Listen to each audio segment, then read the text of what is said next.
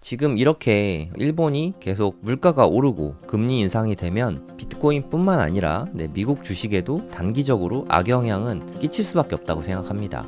그래도 너무 걱정할 필요는 없는 게 금리 인상할 때마다 크게 조정받았잖아요. 하지만 다시 최고점을 돌파하고 올라가고 있다는 점, 요게 좀 중요한 것 같습니다. 그러니까 제가 생각하기에 일본의 금리 인상은 단기적인 악영향은 분명히 끼치는 것 같아요. 하지만 단기적으로 악영향을 받고서 큰 폭의 조정이 혹시 나오면 이때에는 좀 매수해도 좀 괜찮은 시기가 되지 않을까.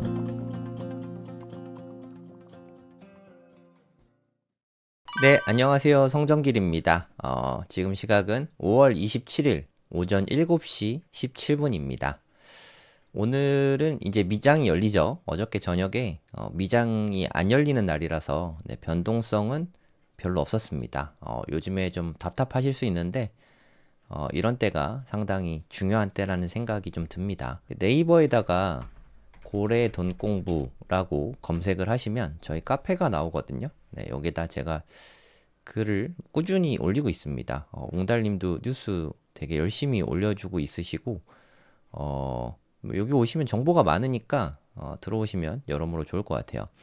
제가 이거 글 마저 쓰느라 좀 예정보다 2분 늦게 시작을 했는데 요즘에 좀 분위기가 좀 심상치 않아서 여러분께 좀 소개를 해드리려고 합니다.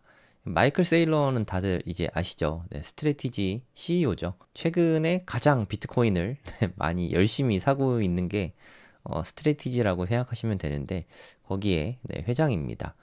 전 세계에서 가장 많은 비트코인을 보유하고 있는 회사죠.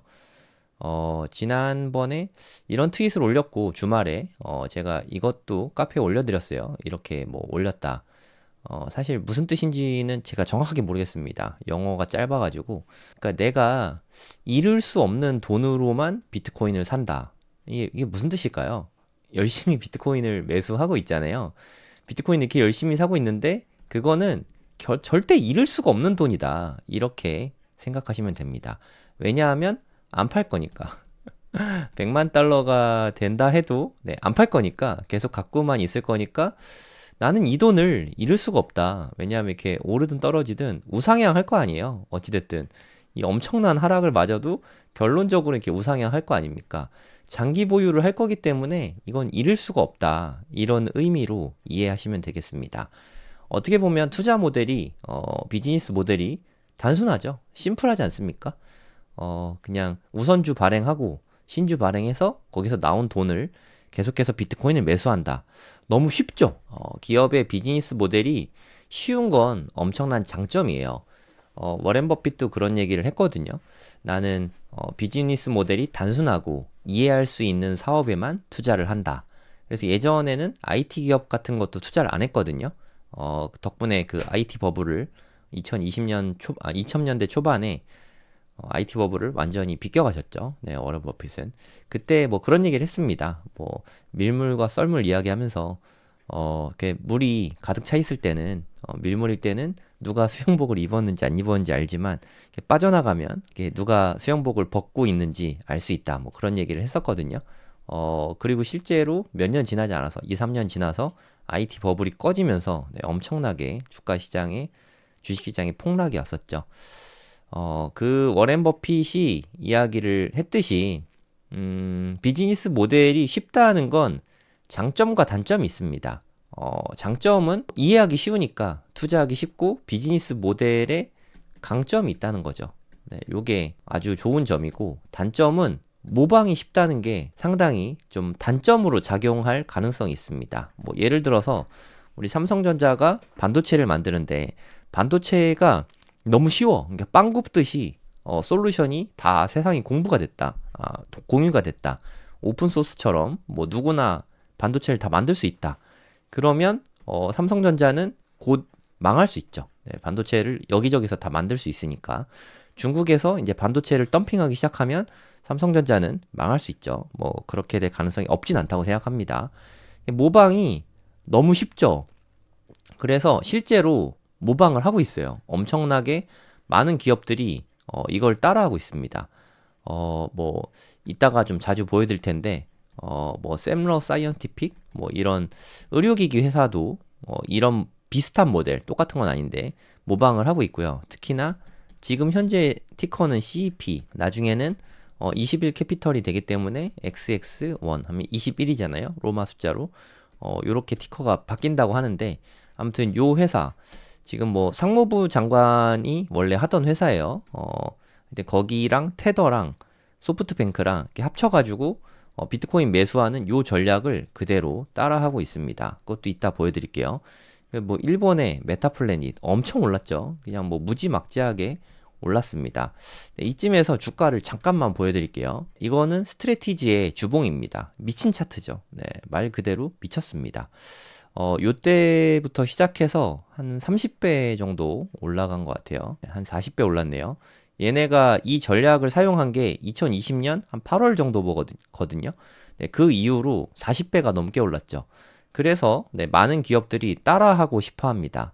그리고 또한 메타플래닛이라는 기업인데요. 여기도 좀 마찬가지죠. 옛날에 한때 좀 영광이 있었네요. 그리고 좀 완전히 죽어가던 기업이었는데, 요때, MSTR의 그 전략을, 비즈니스 모델 되게 쉽다 그랬잖아요. 여기서 복사를 합니다. 그리고 나서, 최근까지 엄청 올랐죠. 얘도 46배가 올랐네요. 보셨나요? 이 전략을 쓴다는 이유만으로 주가가 46배, 스트래티지도 한 요 정도 올랐죠. 이만큼 오르니까 기업들에서 이런 비즈니스 모델에 관심이 많이 생긴 거예요.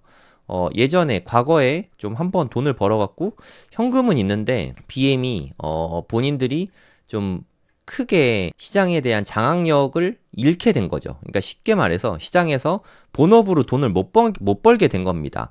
기존에 가진 돈 플러스 뭐 신주 발행하고 그리고 전환사채 발행하고 돈을 잔뜩 끌어다가 요걸로 비트코인만 매수하면 주가가 이렇게 오르니까 너무 쉬운 방법이잖아요. 그래서 여기저기서 막 따라하고 있는 거예요. 제가 제목도 기관 자금이 몰려오는군요. 이렇게 정하지 않았습니까? 개인들은 관심이 없어요. 하지만 기업들은 비트코인에 지대한 관심을 갖고 있습니다. 네, 참고로 트위터에 세일러가 요 표를 올리면 이제 매수하려고 하는구나 생각하시면 될 것 같아요. 이렇게 오렌지단 나오는 요 차트만 올리면 그 다음날 비트코인 매수 소식이 들려옵니다. 스트래티지 뭐 또 추매했죠. 네, 추매한 게 여기 나옵니다. 그래서 현재 58만 개가 넘어요. 엄청난 양이죠. 하지만 마켓캡은 많이 줄어들었어요. 시총은. 스트래티지는 주가가 현재 빠졌습니다. 주봉으로 보니까 또 훨씬 더 잘 보이네요. 이렇게 쭉쭉쭉 오르다가 지금 최근에 이렇게 좀 빠졌어요. 빠진 게 보이시죠? 아까 메타플래닛 보셨지만 걔네들은 완전 날아갔잖아요. 얘는 좀 빠졌어요. 뭐 그런 상태다. 그래서 좀 MNAV라고 프리미엄이라고 보시면 됩니다. 대략 한 78%쯤 프리미엄이 붙어 있구나. 이렇게 보시면 되는데 원래 이게 2.08 정도 됐거든요.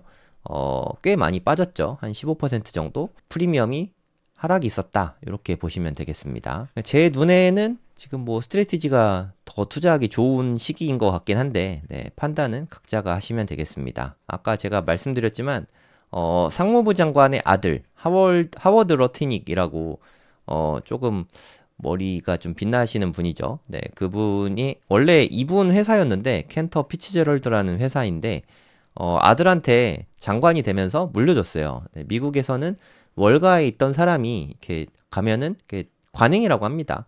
아무래도 좀 상충되잖아요. 그래서 이분 아들, 브랜든 루트닉이 하워드 러트닉 지금 좀 아들이죠. 네, 미국의 상무장관 아들인 브랜든 루트닉한테 물려준 거니까 본인 회사죠, 사실.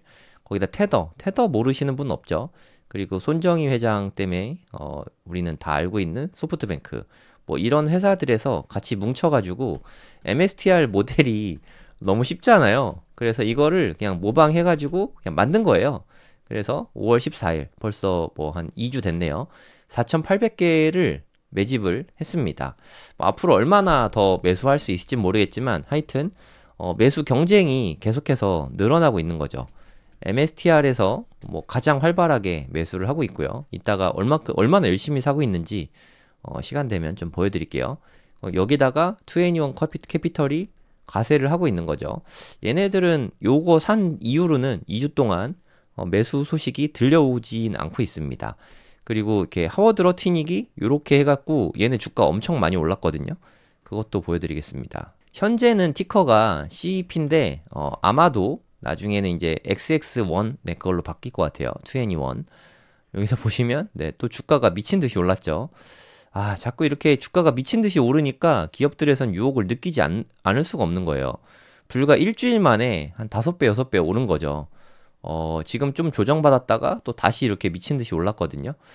향후에 어떻게 될지는 모르겠습니다. 변동성이 너무 크니까 위험한 주식입니다. 저는 한 주도 안 갖고 있어요. 뭐 투자 추천이 아니라 비트코인을 투자하면서 가격이 올랐다는 팩트만 보시기 바랍니다. 다른 거 하는 거 없어요. 비트코인 매수한다는 이유만으로 가격이 오르게 된 겁니다. 그래서 많은 기업들이 여기에 관심을 가질 수밖에 없겠죠. 특히나 트럼프, 돈 냄새 맡은 트럼프가 가만히 있는 게 더 이상하지 않습니까? 그래서 좀 뭔가를 계획하고 있는 것 같아요. 그래서 오늘 뉴스가 나왔죠. 트럼프 미디어에서 4조 원을 모금해서 암호화폐를 투자할 계획이다. 30억 달러라고 생각하시면 됩니다. 이거 좀 많이 보던 것 같은데 트럼프 미디어는 당연히 트럼프 일가가 소유한 거겠죠. 트럼프가 아마 주식 제일 많을 텐데 신주 발행으로 20억 달러 확보하고 나머지 10억 달러는 전환사채 발행하고 이게 좀 많이 보던 것 같지 않나요? 그쵸? 신주 발행하고 전환사채 발행하고 이거 베꼈네 똑같이 그죠? 똑같잖아요. 뭐 이렇게 신주 발행하고 MSTR 뭐 애떠마켓 하면서 지금 시장에다가 신주 발행한 거 내다 팔면서 그것 때문에 주가가 지금 많이 빠졌어요. 이거 원래 111빌리언까지 갔었는데 지금 103빌리언으로 좀 빠졌죠. 네, 암튼 이걸 너무 따라해도 너무 많이 따라하고 있는 것 같긴 한데 이거 진짜냐? 백악관 대변인은 논평을 거부했다. 원래 트럼프는 좀 곤란하면 말 안 합니다. 좀 곤란한 거죠. 네, 말을 아예 안 하고 있어요. 비트코인 컨퍼런스 올해도 하겠죠. 참고로 2024 내슈빌에서 했었던 비트코인 컨퍼런스에서는 무려 트럼프가 후보 시절에 나와서 비트코인 연설을 했습니다. Never sell your Bitcoin 뭐 이런 얘기를 했었거든요. 그래서 이렇게 조달해서 비트코인을 매수한다고 합니다. 논평은 거부했지만 아마도 팩트이지 않을까 하는 생각이 들거든요. 제가 이렇게 스르륵 본 뉴스만 해도 신주 발행해갖고 비트코인 매수하려는 곳들이 이렇게 많습니다. 그것도 뭐 조단이에요, 다. 이게 개인들이 조단위로 사는 건 말이 안 되잖아요. 아직 개인들은 진짜 관심이 없거든요. 제가 늘 참조하는 구글 트렌드 보면은 한 30 정도밖에 안 됩니다. 이게 2021년을 100을 기준으로 봤을 때 30. 참고로 11월에 50 넘었었거든요. 작년 11월에 트럼프 당선됐을 때. 그때보다도 관심이 없는 거죠. 가격은 이때보다 훨씬 높은데 이게 좀 중요한 부분이라고 생각해요. 기업에서는 이렇게 뭐 그냥 손 안 대고 주가를 크게 올릴 수 있는 이 무지막지한 이 무기가 지금 유행처럼 번지고 있습니다. 얘네들이 경쟁적으로 계속 사다 보니까 비트코인 지금 많이 떨어진 것 같지만 지금 뭐 사상 최고치입니다. 압도적인 최고치예요. 지금 떨어졌습니까? 여기 보시면 알겠지만 전혀 떨어지지 않았죠. 네, 비트코인 가격이 지금 사상 최고치를 찌르고 있는데 심지어 조정도 없어요. 보통은 좀 조정이 나오는 게 정상이잖아요. 조정 없죠. 시간 조정만 좀 있고 지금 또 여기 와 있거든요. 이러다 또 올라갈 수도 있죠. 그건 뭐 제가 모르겠습니다. 뭐 조정 받을지 올라갈지 모르겠지만 팩트만 보자면 지금 별다른 가격 조정 없이 쭉쭉쭉 올라오고 있다. 요게 팩트입니다. 현재 좀 그런 상태고 그래서 많은 기업들이 스트래티지의 비즈니스 모델을 마음껏 모방하고 있어요. 네, 우리는 뭐 좋죠. 이미 갖고 있는 지금 제 채널을 보고 있으신 분들은 대부분은 비트코인 갖고 있으실 테니까 우리에게는 네, 너무 좋을 수밖에 없는 네, 그런 상태입니다. 자금 조달만 잘 된다면 사실 뭐 그냥 치트키죠. 아까 보여드렸지만 주가 상승한 거 보셨죠? 뭐 MSTR도 뭐 엄청나고 네, 메타플래닛 또 아까 보셨죠? 한 46배 정도 올랐죠. 그리고 CEP 나중에는 뭐 2NE1으로 바뀐다고 하는데 아무튼 여기도 뭐 일주일 만에 뭐 5배, 6배 된 거 보셨잖아요. 이렇게 미친 듯이 상승을 하니까 다른 기업들도 지금 자극을 많이 받고 있는 것 같아요. 우리도 그냥 비트코인 살까? 뭐 그까짓 게 뭐가 어렵다고? 약간 좀 이런 치트키로 유행처럼 번져나가는 중입니다. 이게 폭발적으로 늘어날 가능성이 있거든요. 남 잘 되는 꼴 못 보잖아요. 우리가 못할 게 뭐냐 하는 생각을 다들 할 테니까 이걸로 아마 올해 비트코인 불장이 촉발되지 않을까 하는 생각이 좀 강하게 듭니다. 많이 들어요. 그러니까 자금 조달만 잘 하면 주가는 그냥 끌어올릴 수 있다. 이런 꿀통을 발견했습니다. 기업들이 꿀통을 발견을 했는데 물론 영원할 수는 없는 전략입니다. 어느 정도 한계가 있는 전략이죠. 하지만 우리가 바라는 건 영원한 것까지 바라진 않잖아요. 그쵸? 일단 1년 내에 좀 상승이 있고 뭐 다소 조정을 받더라도 일단은 좀 크게 올랐으면 좋겠다. 이게 솔직한 제 마음입니다. 뭐 이거 되게 인간적인 바람이지 않습니까? 아니라고 하면 솔직히 뻥이죠. 앞으로 1년 정도 비트코인에 거품이 좀 잔뜩 꼈으면 좋겠다. 뭐 솔직히 전 그렇게 생각합니다. 좀 많이 올랐으면 좋겠어요. 제가 생각하는 바운더리는 뭐 업비트 가격 기준으로 한 2억에서 3억 정도 생각하는데 정말 미친 듯한 뭐 모르잖아요. 인간의 광기를 어떻게 측정할 수 있겠습니까? 만약에 진짜 기업의 광기가 불어닥치면 3억을 좀 훌쩍 넘어갈 수도 있지 않을까? 뭐 그런 생각이 좀 들어요. 그럼 제가 원래는 한 요 정도 매도할 생각이었는데 3억이 넘어가면 이거 좀 거품의 영역으로 들어가는 것 같아서 조금은 더 팔 생각입니다. 4억이 넘어가면 또 조금 더 팔죠. 5억이 넘어가면 또 조금 더 팔면 되지 않을까요? 뭐 다 팔 생각은 전혀 없고 뭐 이렇게 벽돌 같은 물량은 갖고 갈 거고요. 이거는 와이프랑 20년 이상 가져가기로 약속을 했으니까 이건 팔 생각 없고 제가 가진 물량에서 일부를 조금씩 더 팔려고 생각하고 있습니다. 왜냐하면 거품이 진짜 이렇게 많이 끼면 진짜 기업들의 광기가 와서 미친 듯이 비트코인을 사서 가격이 이렇게 막 올라간다. 그런 적이 과거에 많았죠. 이번에도 피해가지 못하고 이렇게 올라간다. 그러면 이거는 저는 필연적이라고 생각해요. 거품이 이렇게 불어닥치면 이렇게 떨어지는 건 어쩔 수 없다고 생각합니다. 호주의 상원의원이 이야기를 했습니다. 비트코인은 폰지 사기다. 저는 물론 폰지 사기는 아니라고 생각하긴 하는데 이분의 말도 일리가 있거든요. 비트코인이 폰지 사기라고 이렇게 발끈하실 수 있는데 한번 잘 들여다보면 좋을 것 같아요. 공급이 제한됐죠. 비트코인은 뭐 이제 때려 죽여도 더 안 나옵니다. 한 2100만 개 이걸로 한정이 돼 있고 한 2000만 개 정도 현재 채굴이 돼 있습니다. 앞으로 채굴할 수 있는 양은 100만 개밖에 안 되죠. 근데 기업에서 경쟁적으로 매수를 하고 특히나 블랙락 IBIT 통해서 블랙락에서 엄청나게 매수를 하고 자금을 끌어오고 있잖아요. 개인 자금, 기관 자금, 심지어 뭐 연기금, 국가 자금 막 엄청나게 끌어오고 있거든요.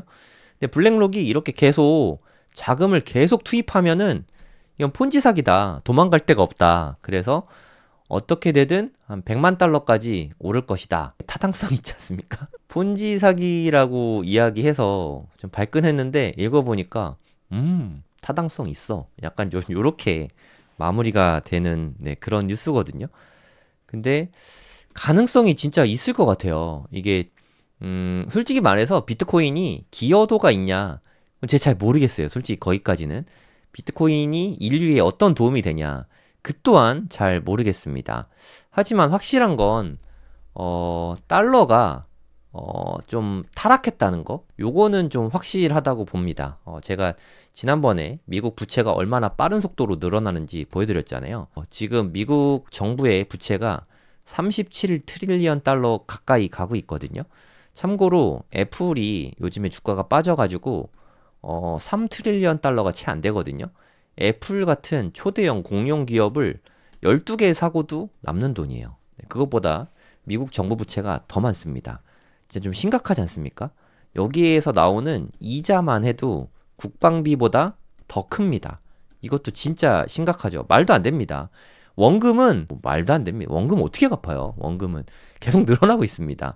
원금은 늘어나고 있는데 이자 감당하기도 지금 허덕이고 있거든요. 그럼 그 허덕이는 이자를 어떻게 감당하냐? 국채를 더 발행해서 카드 돌려막기 식으로다가 국채도 부채잖아요. 이거 발행해갖고 돈 나오면 이자 내고 또 발행해서 이자 내고 이 짓 하고 있어요. 카드 돌려막기. 우리 2000년대 초반에 여러분 부자 되세요 아시잖아요. 이게 지금 카드 대란처럼 이게 언제 터질지 모르거든요. 뭐 향후 1년 내엔 안 터질 수 있겠지만 시간이 많이 가면 감당 불가능한 수준까지 갈 것 같은데, 거기다 트럼프는 감세한다고 합니다. 재정 지출을 줄일 것 같지도 않은데, 그럼 이게 부채가 더 커지겠죠. 이것도 지금 현재도 어마어마한데 더 늘어날 것 같거든요. 타락한 건 비트코인이 아니라 달러다. 저는 그렇게 생각합니다. 솔직히 말해서 이 비트코인은 저는 뭐 아니면 도라고 생각해요. 빵원이 되거나 아니면 뭐 100만 달러 혹은 1000만 달러 이상으로 계속 올라가거나, 저는 솔직히 한 1000만 달러 보고 있거든요. 한 20년 후쯤 되면 1000만 달러 정도는 충분할 것 같다. 마이클 세일러도 한 1300만 달러 앞으로 20년 후에 2045년에 요 정도 될 거다. 뭐 그렇게 보고 있는데, 저도 가능성이 꽤 높다고 생각합니다. 이게 좀 정해진 미래라고 생각해요. 시간 문제죠. 20년 안에 안 되면 뭐 30년 안에는 되겠죠. 그래서 뭐 가까운 미래에 우리가 어떻게 될진 모르겠지만 아주 긴 미래에는 비트코인 가격은 오를 수밖에 없는 구조라고 생각이 됩니다. 이렇게 좀 크게 올랐다가 또 거품이 꺼지겠죠. 그리고 아무도 관심 없다가 그리고 또 한번 이렇게 또 거품이 일고, 이게 또 반복되겠죠. 우리는 혹시나 이런 때가 오면 그때는 진짜 좀 집 팔아서라도 비트코인을 열심히 사야 되지 않나, 뭐 그런 생각이 좀 듭니다. 이번 주 목요일에 내일 모레네요. 내일 모레 저녁 9시에 차트 분석 무료 특강이 있습니다. 이거는 놓치지 않으셨으면 좋겠어요. 차트 분석 무료 특강은 처음 하는 거고, 네, 앞으로는 할 계획이 없으니까 그냥 가능하다면 신청을 해주시면 좋을 것 같습니다. 이 시간 안 되는데 어떡하냐. 네, 녹화본도 한 일주일 정도 보실 수 있게 공유해 드릴 예정이거든요. 녹화본도 드리니까 여기 통해서 신청을 해주시면 되겠습니다. 제 블로그나 아니면 고래동 공부 카페에 들어오시면 링크 있으니까 요거 보고 신청하시면 됩니다. 오늘 방송은 여기서 마무리하겠습니다. 감사합니다. 네, 안녕하세요. 성정길입니다. 지금 시각은 5월 28일 오전 7시 50분입니다. 지금은 뭐 비트코인 조금 조정을 받아서 현재 비트코인 가격은 108,918달러네요. 네, 바이낸스 기준입니다. 조정이 좀 이어지고 있는 것 같아요. S&P 500이랑 나스닥은 오늘 상당히 좀 좋았거든요. 네, 보시면 알겠지만 엄청나게 진한 녹색이 보이시죠? 특히나 테슬라가 좀 많이 올랐습니다. 한 6.94% 정도, 거의 한 7% 정도 올랐죠. 네, 상당히 큰 폭의 상승을 보였습니다. 그래서 아쉽게도 아마존한테 비트코인이 또 따였습니다. 그래서 시총 6위로 내려왔어요. 네. 하지만 뭐 제 생각에는 앞으로 1년 안에 마이크로소프트보다 더 높은 시총이 되지 않을까, 뭐 그런 생각이 드는데 그렇게 됐으면 좋겠습니다. 그러니까 지금 시총에서 한 50%, 한 60% 정도 올라야 2등이 될 수 있거든요. 네, 충분히 가능성 있지 않을까, 뭐 그런 생각이 듭니다. 비트코인이 뭐 60% 정도는 잘 해내지 않습니까? 네, 충분히 가능성이 있다고 생각합니다. 애플이 오늘 좀 그래도 많이 오르긴 했는데, 보시면 알겠지만 좀 최근에 주가 흐름이 좀 많이 안 좋았죠. 네, 그래서 아직도 3조 달러 탈환을 못하고 있습니다. 오히려 엔비디아는 3.3 트릴리언 달러까지 많이 올라갔죠. MS와 엔비디아가 또 다시 좀 달려가는 듯한 그런 모습이 좀 있습니다. 요즘에 좀 일본이 심상치가 않은 것 같아요. 네이버에다가 고래동 공부 치시면 저희 카페가 나오거든요. 제가 또 글을 아까 하나 올렸는데, 일본의 기준금리 인상 가능성이 상당히 높아졌어요. 진짜 많이 높아졌습니다. 좀 걱정이에요. 이따 좀 제가 걱정하는 이유를 보여드릴 텐데, 먼저 좀 보여드릴까요? 제가 생각하기에 최근 한 1, 2년 동안 가장 큰 조정이 나왔던 게 한 3번 정도라고 생각하거든요. 그 3번이 다들 아시겠지만 작년 한 3월, 요때까지 좀 지루한 횡보장이 있었고요. 지루한 횡보장이 있은 다음에 기억하실지 모르겠는데 작년 8월 5일 날 엄청나게 큰 폭의 하락이 있었습니다. 요때 엄청난 하락이 있었고 이때는 그냥 뚝 떨어졌어요. 그리고 올해 1월 20일에 트럼프 대통령이 취임한 이후에 또 조정이 한 31% 정도 크게 있었죠. 요 3번의 조정, 요게 많이 아프거든요. 이게 우연의 일치일 수 있겠지만 일본의 금리 인상과 정확하게 맞물립니다. 제가 보여드릴게요. 24년 3월 날짜까지 같이 보면 의미가 있을 것 같습니다. 이때 금리 인상이 있었죠. 보시면 알겠지만 마이너스 0.1%에서 플러스 0.1%로 한 0.2%를 올린 게 3월 19일입니다. 24년 3월 19일. 그리고 24년 7월 31일에 0.25%로 올렸죠. 그러니까 0.15% 올린 거죠. 그리고 올해 1월 달에 25년 1월 24일에 또 0.25% 올려서 현재 일본의 기준금리는 0.5%가 되었습니다. 제가 날짜를 다 써놨잖아요. 네, 요 세 개의 날짜를 좀 유의해서 보시면 되겠습니다. 그동안은 요때까지는 일본의 기준금리가 마이너스 0.1%였어요. 금리가 마이너스니까 좀 이상하실 텐데 우리는 그럼 예금 안 할 것 같잖아요. 네, 그래도 일본 사람들은 예금을 하나 봐요. 마이너스 0.1%였다가 요때 플러스 0.1%가 된 거예요. 올라갔죠. 네, 기준금리 올라가면서 가격이 이렇게 좀 빠지기 시작했습니다. 별로 안 좋죠. 네, 그리고 여기 보시면 폭락한 게 보이실 거예요. 여러분들 그 블랙 먼데이 아시죠? 블랙 먼데이가 8월 5일이었거든요. 작년에. 이게 금리 인하, 그러니까 금리 인상이죠. 일본의 금리 인상이 7월 31일 날 있었습니다. 그 이후에 며칠 정도 간격을 두고 큰 폭의 하락이 나타난 걸 볼 수 있습니다. 그래서 일본에서 금리 인상한다고 그날 바로 떨어지는 게 아니라 항상 며칠 정도 간격이 있어요. 그 이후에 좀 조정이 있었고요. 이때도 보시면 7월 31일에도 금리 인상하고 며칠 만에 큰 폭의 하락이 나왔죠. 이때 한 30% 빠졌습니다. 1월 24일 이때도 마찬가지죠. 이때가 1월 20일이거든요. 한 며칠 있다 찍고 일본에서 금리 인상을 했어요. 이때는 다들 그냥 뭐 그런가 보다 했는데 이게 이것 때문인지는 모릅니다. 하지만 매우 밀접한 상관관계가 있다고 생각합니다. 여러분들은 어떻게 생각하시나요?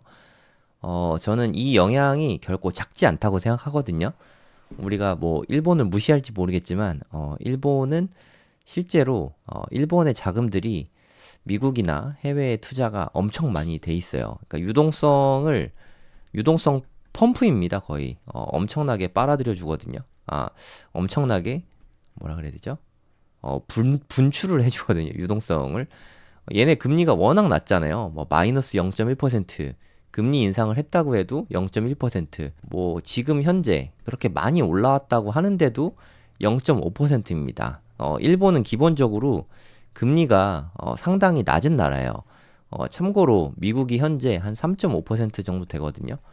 3%나 차이가 나죠. 그래서 여기에서 자금 조달이 너무 쉬운 거예요. 그래서 엔화를 기반으로 해서 대출을 받아가지고 전 세계에 흩뿌려지고 있는 돈이 되게 많습니다. 그러면 금리를 인상하면 그 유동성을 회수하게 되잖아요. 이게 엄청난 악영향으로 작용할 수밖에 없습니다. 그래서 지금 이렇게 일본이 계속 물가가 오르고 금리 인상이 되면 비트코인뿐만 아니라 미국 주식에도 장기적으로는 몰라도 단기적으로 악영향은 끼칠 수밖에 없다고 생각합니다. 그럼 일본 금리 인상하는 날이 언제냐? 뭐 그것까지는 제가 알 수가 없지만 기준금리 결정하는 날들은 제가 좀 알려드릴 수는 있습니다. 네, 이거 보시면 우리가 미국의 기준금리 결정일은 쉽게 알잖아요. 네, 이건 페드와치인데 6월 18일, 7월 30일, 9월 17일, 10월 29일, 12월 10일 이렇게 올해 5번의 금리 결정이 남아있거든요. 페드와치 상으로는 대략 한 2번 정도 금리 인하할 걸로 이렇게 보이고 있고 여기는 일본인데 날짜가 뭐 거의 비슷합니다. 이렇게 생각하시면 돼요. 미국 시각 기준으로 6월 18일이죠. 그럼 한국 시각 기준으로는 한 6월 19일 새벽이라고 생각하면 됩니다. 그러니까 6월 19일 새벽에 미국의 기준금리가 결정되고요. 이전에 일본에서 먼저 결정이 됩니다. 네, 6월 17일 점심때 일본의 기준금리가 발표되고 그리고 6월 19일 새벽에 미국의 기준금리가 발표가 되겠죠. 7월 달도 30일 날이니까 31일 새벽이겠죠. 보통은 이렇게 많이 되거든요. 7월 31일 새벽 한 3시쯤 될 거예요. 새벽 3시에 미국 결정 나고요. 요때는 아마도 또 동결될 것 같아요. 금리 인하가 많이 밀렸습니다. 아마도 동결이 될 것 같고 6월 달에도 동결될 것 같습니다. 그리고 7월 31일 오후에 난 12시 정도 될 것 같아요. 12시에서 1시 사이에 보통 발표했거든요. 요때 일본의 기준금리 발표가 있을 것 같아요. 그럼 7월 달에 금리 인상하는 거냐? 이건 알 수가 없습니다. 하지만 올해 한 번에서 두 번 정도는 금리 인상을 할 것 같다고 합니다. 뭐 제가 전문가가 아니라서 저도 뉴스 보고만 아는데 금리 인상할 가능성이 상당히 높아진 것 같아요. 네, 그 부분은 좀 알아두시면 좋을 것 같습니다. 미국하고 거의 날짜가 비슷비슷해요. 얘는 6월 17일, 얘는 6월 18일, 7월 31일, 30일, 9월 19일, 17일, 얘는 10월 30일, 29일. 여기는 좀 차이가 좀 있어요. 12월 19일, 12월 10일. 그래서 미국의 금리 결정하는 날짜랑 앞으로 일본에서 금리 결정하는 날짜가 좀 하루 이틀 차이를 두고 대체로 비슷하다. 이렇게 생각하시면 됩니다. 앞으로 5번이 남았는데 미국에서는 한 번에서 두 번 정도 금리 인하가 있을 것 같고요. 일본에서는 한 번에서 두 번 정도 금리 인상이 될 것 같습니다. 이건 좀 무섭죠. 이제까지 최근 한 1, 2년간 3번의 금리 인상이 있었는데 3번 다 비트코인이 큰 폭으로 떨어졌거든요. 그래서 저는 좀 걱정이 되긴 합니다. 한두 번 인상되면은 여기 또 충격이 좀 적진 않을 것 같아요. 그래도 너무 걱정할 필요는 없는 게 3번 금리 인상할 때마다 크게 조정받았잖아요. 이때도 크게 조정받았고 하지만 다시 최고점을 돌파하고 올라가고 있다는 점 요게 좀 중요한 것 같습니다. 그러니까 제가 생각하기에 일본의 금리 인상은 좀 단기적인 악영향은 분명히 끼치는 것 같아요. 하지만 단기적으로 악영향을 받고서 큰 폭의 조정이 혹시 나오면 이때에는 좀 매수해도 좀 괜찮은 시기가 되지 않을까.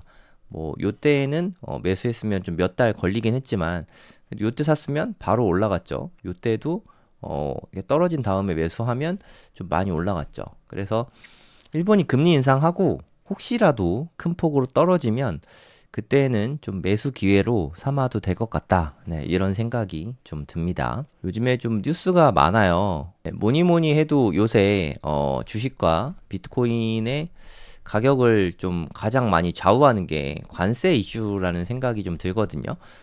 아시겠지만 EU에 50% 관세 매기겠다고 했는데 이게 일단은 연기가 됐습니다. 연기가 되면서 일단 국방비를 좀 높이겠다. 그러니까 여기 EU 쪽인데 EU에서 국방비가 현재 한 2% 정도 수준이거든요. 이거를 5%로 높이겠다.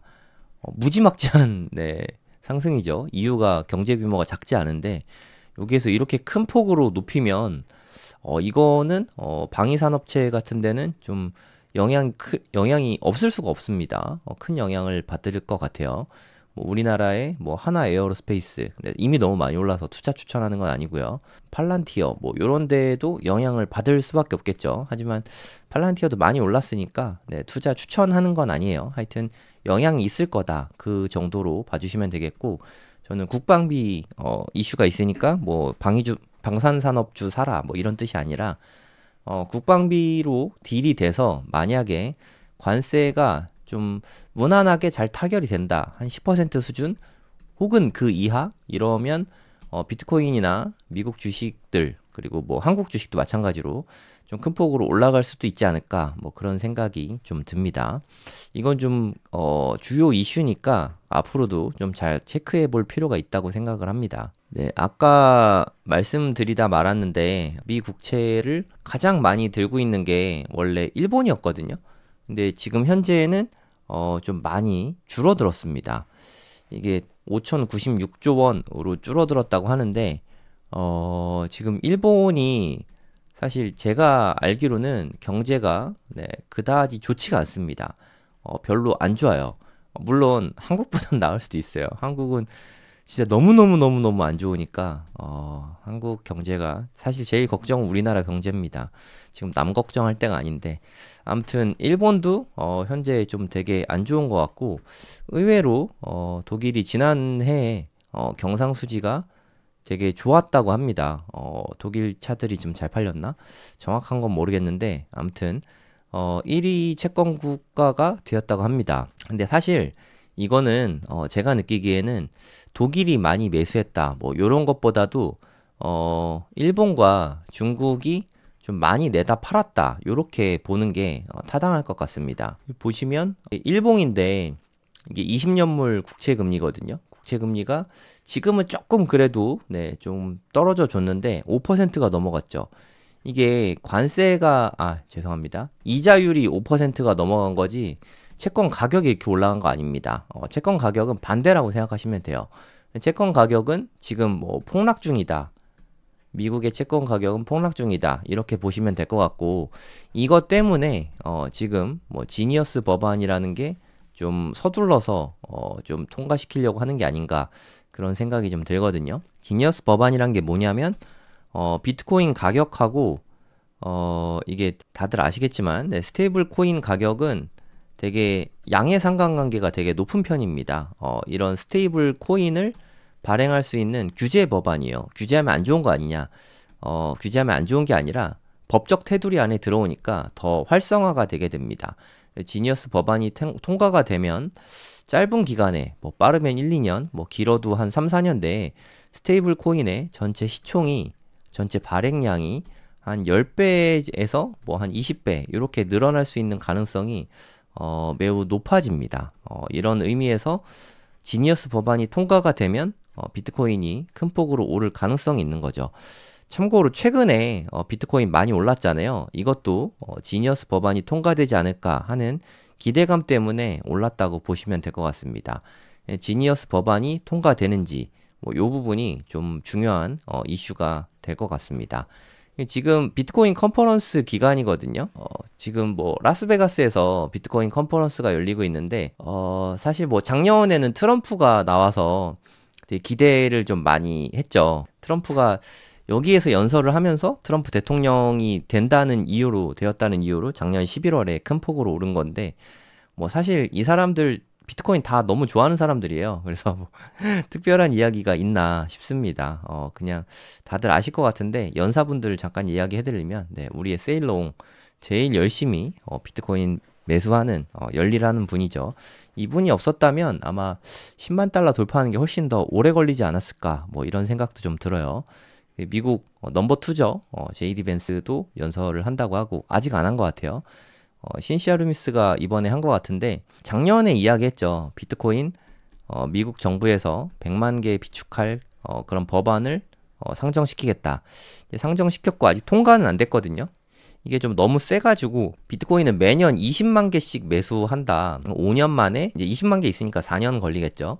4년 만에 100만 개 만들자. 뭐 이런 법안을 상정시켰는데 잘 모르겠습니다. 네, 이게 될지 안 될지 모르겠지만 미국에 현재 비트코인이 한 20만 개 정도 되거든요. 앞으로 이거를 비밀로 하겠다고 합니다. 작년에 이야기했을 때는 와 이게 말이 되나 하는 생각이 들었는데 트럼프가 대통령 되면서 와 이 사람들은 뭐 암호화폐 회사인가 뭐 그런 생각이 들 정도로 현재 백악관 중심으로 좀 비트코인에 엄청 좀 열일하고 있는 그런 정부가 좀 되었습니다. 이게 뭐 현실인지 잘 모르겠는데 좀 이상해요. 네, 현실감이 좀 별로 없습니다. 미국 정부의 비트코인 보유량을 정보 기밀로 분류를 앞으로 한다고 합니다. 근데 비트코인에 사실 비밀이 없거든요. 이거 금방 다 알려집니다. 얼마 안 걸려요. 그래서 앞으로 뭐 공식적으로 뭐 몇 개 보유하고 있다 이런 말은 뭐 안 할 것 같긴 한데 뭐 아캄이라는 곳이 있거든요. 이 회사에서 다 밝혀줍니다. 뭐 여기에서 이미 미리 뉴스가 나오기 전에 이미 아캄에서 다 알려줘요. 예전에 그 마운트국스 같은 데서 채권 상환했거든요. 비트코인으로 상환을 했는데 아캄에서 이미 다 알려줍니다. 마운트국스에서 뭐 이동하고 있다. 곧 이제 채권자 상환이 시작될 것 같다. 뭐 그렇게 얘기하고 나서 뭐 한두 달 내에 되고 그러니까 이미 다 알아요. 이게 온체인 데이터가 다 남기 때문에 비밀이 없습니다. 비트코인에는 비밀이 없어요. 특히나 큰 돈을 움직이는 그런 미국 정부 같은 데는 비밀로 아무리 감춰봤자 의미는 없다. 이렇게 보시면 되겠습니다. 일단 뭐 데이비드 sak스 당연히 이야기하겠죠. 크립토 차르니까 또 좋은 소리 하겠죠. 그냥 뭐 다 좋은 소리 하지 않을까 뭐 그런 생각이 듭니다. 보하인즈라고 있나요? 네, 보하인즈도 어저께 연설을 한 것 같은데 뭐 특별한 이야기는 없습니다. 미국은 비트코인 매도 안 할 거고 앞으로도 뭐 비트코인 패권 국가가 될 것이다. 뭐 이런 그냥 그동안 우리가 들어왔던 이야기들 그런 이야기들을 계속 하고 있습니다. 저는 뭐 다른 분들은 다 그냥 그런가 보다 했는데 이분이 여기 왜 있지 하는 생각이 좀 들었거든요. 예, 피터 시프 대표적인 금 강세론자거든요. 비트코인 회의론자고 비트코인은 별로 안 좋게 생각하고 금 찬양하는 그런 사람인데 유로 퍼시픽 에셋 매니지먼트라고 합니다. 여기에 뭐 담당자겠죠. 잘 모르겠어요. 이분이 비트코인에 대해서 무슨 얘기를 할까요? 돌아선 건가? 약간 좀 스탠스는 예전에 비해서 좀 많이 변하긴 했습니다. 그동안은 비트코인은 뭐 쓰레기다라는 얘기를 했었는데 이제는 좀 10분 많이 양보한 것 같긴 해요. 비트코인은 그래도 장기적으로는 괜찮을 수 있다. 뭐 요 정도로 여기서 연설에서 무슨 얘기를 할까요? 네, 피터 시프 연설하면은 아마 나올 것 같은데 무슨 얘기 할지 개인적으로 좀 궁금하긴 합니다. 뭐 저스틴 선은 다들 좀 아실 것 같은데 트론 CEO죠. 이번에 연설하고 비백 라마스와미 이분이 트럼프를 좀 많이 교화시킨 인물이지 않을까 뭐 그런 생각이 듭니다. 뭐 윙클보스 형제는 다들 아실 것 같은데 페북 아시죠? 페북 페이스북에서 소셜 네트워크인가 뭐 영화 보면은 나오잖아요. 저커버그랑 이렇게 같이 했는데 나중에 뭐 둘이 소송도 하고 뭐 그렇게 됐는데 뭐 떼부자입니다. 그리고 현재는 제미나이라는 제미니 거래소 제미나이는 그 구글 쪽 AI죠. 제미니 거래소를 세웠죠. 예, 거래소 우리는 뭐 거래가 안 되는데 우린 코인베이스도 안 되잖아요.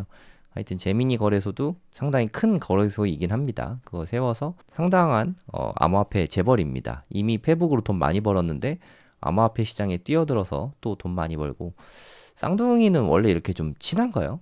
네, 보통 형제들은 그렇게 안 친하잖아요. 쌍둥이가 이렇게 친한 거 보고 네, 저는 그런 것도 좀 신기한 것 같아요. 비트코인 컨퍼런스 앞으로 뉴스가 계속 나올 텐데 사실 뭐 제가 봤을 때는 뭐 특별한 뉴스는 없는 것 같아서 사실 별로 없습니다. 원래가 그냥 뭐 늘 비슷비슷한 사람들 나오고 우리 세일러 형님 뭐 늘 나오고 그냥 맨날 똑같은 얘기 합니다. 앞으로 좋을 거다. 우리 이미 다 알고 있지 않습니까? 네, 그런 뻔한 얘기 하는 거라서 혹시나 특별한 소식이 있으면 네, 향후에 전해드리도록 하겠습니다. 네, 비트코인 가격이 지금 좀 횡보하고 있어서 네, 다들 좀 걱정이 많이 되실 텐데 너무 단기적으로만 보지 마시고 조금 길게 보시면 뭐 제가 봤을 때는 나쁠 게 별로 없거든요. 네, 일본에서 금리 인상하면 단기적으로는 뭐 한두 달 정도 조정을 좀 받을 수 있긴 하지만 비트코인은 앞으로도 좀 쭉쭉 잘 가지 않을까. 특히나 올해는 좋은 흐름을 보이지 않을까. 뭐 그런 생각이 좀 많이 듭니다. 네, 오늘 하루도 좋은 하루 되시고요. 내일 또 7시 한 15분쯤에 오늘 좀 늦게 방송했는데 내일 또 뵙도록 하겠습니다. 여기서 마무리할게요. 감사합니다. 네, 안녕하세요. 성정길입니다. 지금 시각은 5월 30일 오전 7시 1분입니다. 제가 여기랑 여기 알람을 한 일주일 전쯤에 설정을 해놨었거든요. 근데 밑에 쪽에 선이 닿아서 새벽에 알람이 찌르르 하고 울리더라고요. 조정이 뭐 끝난 건지는 모르겠지만 일단 또 차트를 보니까 1시간 봉인데요. 저점은 낮아지고 RSI는 이렇게 올라가면서 1시간 봉으로 상승 다이버전스가 나왔습니다. 뭐 이게 고점을 뚫고 가는 강한 상승이 나올지 뭐 어떨지 모르겠지만 일단 단기적으로는 좀 오르지 않을까 뭐 하는 생각이 좀 들기는 합니다. 뭐 그냥 그럴 가능성이 높다는 거지 반드시 그렇게 된다는 뜻은 아니니까 참고만 하시면 되겠습니다. 네, 제가 고래동공 카페에도 올려놨는데 요즘에 좀 변동성이 좀 크게 나오는 이유가 트럼프의 상호관세가 위헌 판결을 받았었어요. 어저께 그것 때문에 좀 시끄러웠었죠. 이러면 상호관세 다 없어지는 거냐? 그동안 부과된 것도 다 환급해 주는 거냐? 뭐 이렇게 뭐 말들이 많았는데 일단은 뭐 아무 일도 일어나지 않고 있습니다. 항소심을 신청을 했는데 판결이 뭐 시간이 걸리겠죠. 이때까지는 일시 복원. 그러니까 되게 복잡한데 일단 상호관세를 때렸잖아요. 상호관세가 한 4월 초에 한 4월 3일이었나요? 이때 상호관세가 부과가 됐고 어저께 이거는 위헌이다라는 판결이 났었는데 일단은 항소심 판결 때까지는 위헌이란 판결이 나오긴 했지만 아직은 보류다. 뭐 이렇게 얘기를 했습니다. 그러니까 상호관세 취소가 좀 보류된 거예요. 위헌이니까 취소해라 했었는데 이게 현재 보류가 된 상태입니다. 그리고 뭐 그런 걸 떠나서 일단 품목별 관세는 그대로 부과되는 거예요. 뭐 철강이나 자동차 뭐 이런 데 25% 정도 부과가 됐잖아요. 뭐 의약품도 들어갔었는지 확실히 기억이 안 나는데 하여튼 품목별 관세 이 부분은 일단 뭐 얘네들 위헌과 관계없이 얘네들은 부과가 그냥 되는 거라고 보시면 됩니다. 일단 판결 효력 정지가 좀 돼가지고 다시 상호 관세가 부과가 됐어요. 좀 복잡하죠. 그래서 좀 빠졌죠. 네, 비트코인만 좀 빠진 게 아니라 나스닥도 좀 세게 미끄러졌습니다. 뭐 분위기 되게 좋았거든요. 최고점 뚫으러 가는 건가? 막 약간 이런 느낌이었는데 여기 나스닥 100인데 한 22,200포인트가 최고치거든요. 21,800까지 가까이 왔었는데 다시 그게 보류 판정이 나면서 다시 좀 하락이 좀 있었습니다. 그 영향으로 비트코인도 좀 빠졌죠. 그래서 105,105K를 장중에 좀 봤습니다. 오늘 새벽에 새벽 4시쯤 됐네요. 한 105,600달러까지 빠졌었거든요. 지금은 다시 좀 반등을 하고 있긴 있는데 글쎄요 좀 올라가 줬으면 좋겠습니다. 여기서 좀 임펄스파로 강한 상승이 좀 나오면서 고점을 뚫어줬으면 하는 좀 바람이 있습니다. 최고점을 또 언제 뚫게 될지는 모르겠지만 좀 조만간 빨리 좀 큰 상승이 나와주면 좋을 것 같아요. 요즘에 조금 조정 받으니까 또 심란하신 분들 있으실 텐데 거기다가 지금 원화가 강세를 이루고 있어서 한국 가격으로는 비트코인 가격이 더 낮잖아요. 1억 5천만 원 깨졌네요.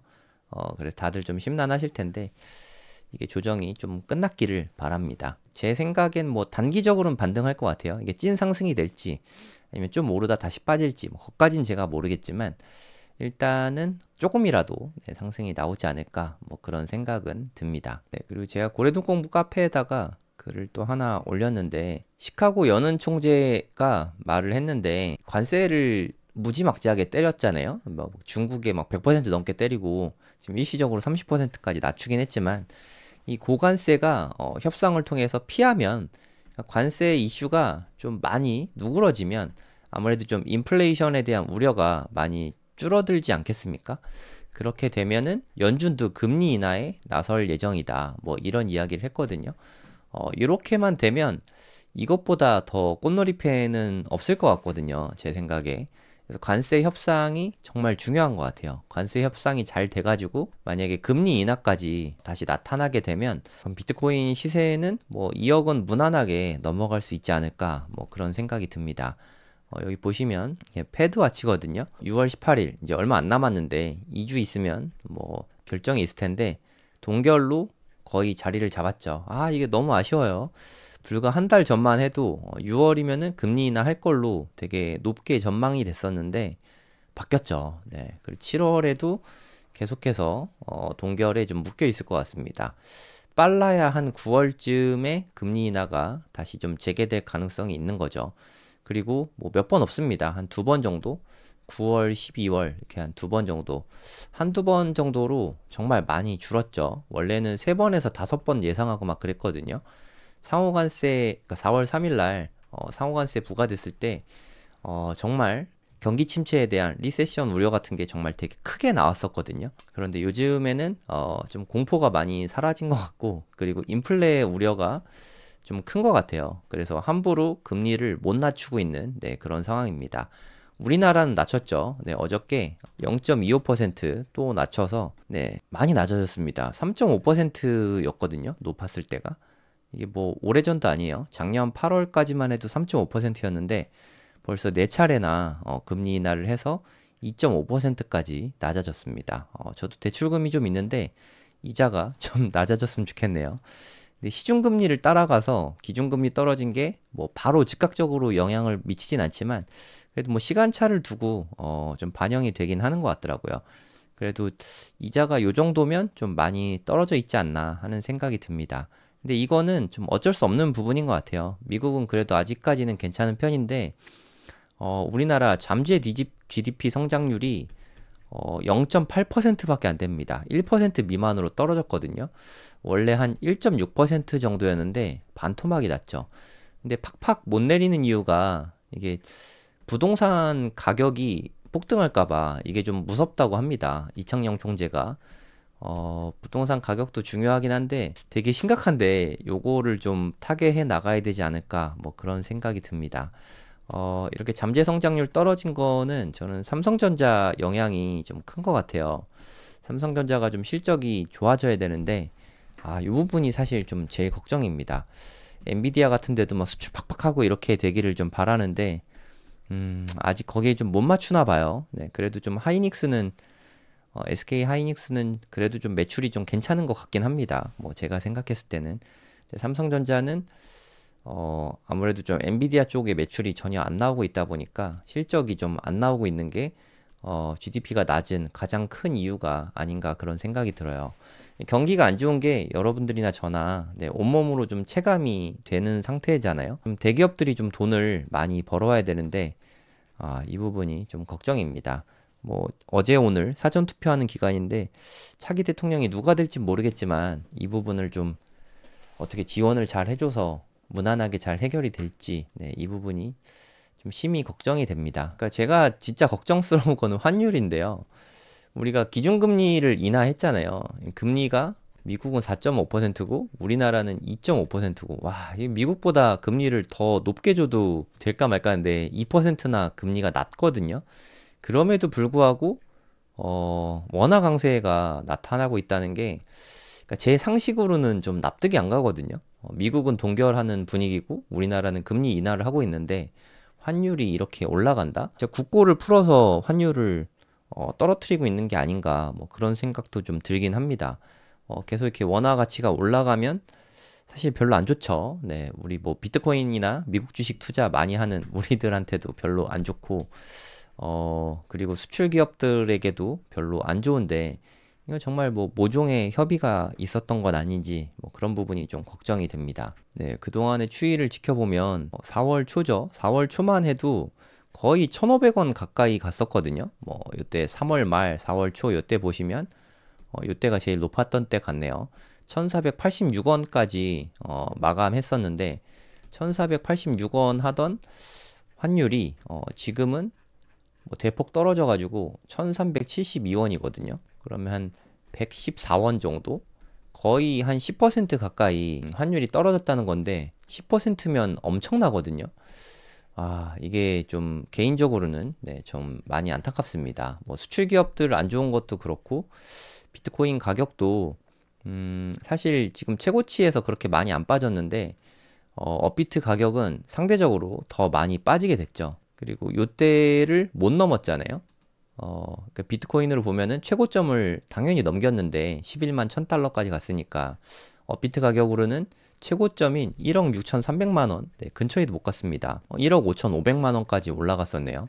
원화 강세가 비트코인 가격에도 한국 가격에도 별로 영향이 안 좋은 거죠.